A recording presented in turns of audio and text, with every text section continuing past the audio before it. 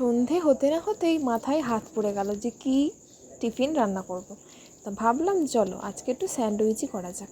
আর যেহেতু আজকে প্রচুর বৃষ্টি হচ্ছে, হাজব্যান্ড বাড়িতেই আছে, তো সেই জন্য ভাবলাম একটু স্যান্ডউইচ করা যাক। তা স্যান্ডউইচ করার জন্য এখানে আমি প্রথমে পেঁয়াজ আর ক্যাপসিকামগুলো ছোটো ছোটো করে পিস করে কেটে নিয়েছি এবং সাথে দিচ্ছি মেয়োনিজ আমি 2 চামচ মতো নিয়েছি এবং সাথে দিলাম একটু টমেটো কেচাপ। তোমরা এখানে কিন্তু টমেটো কেচাপটা নাও দিতে পারো, আমি কিন্তু একটু টেস্টের জন্য দিয়েছি। আর লঙ্কাটা আমি অ্যাভয়েড করেছি বিকজ আমার মেয়ে খাবে সেই জন্য, আর ঝাল তো খেতে পারে না তাই জন্য। আর এখানে আমি যে মিশ্রণটা তৈরি করলাম সেটা আমি পাউরুটির মধ্যে অল্প অল্প করে মিশিয়ে নিচ্ছি।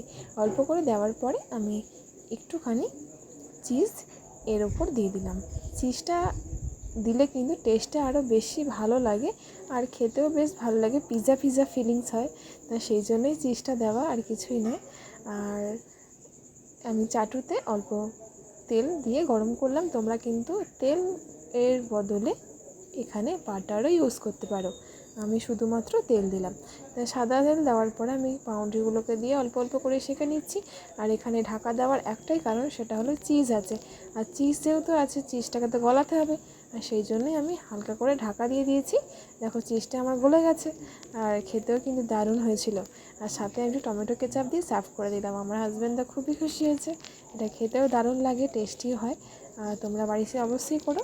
টাটা।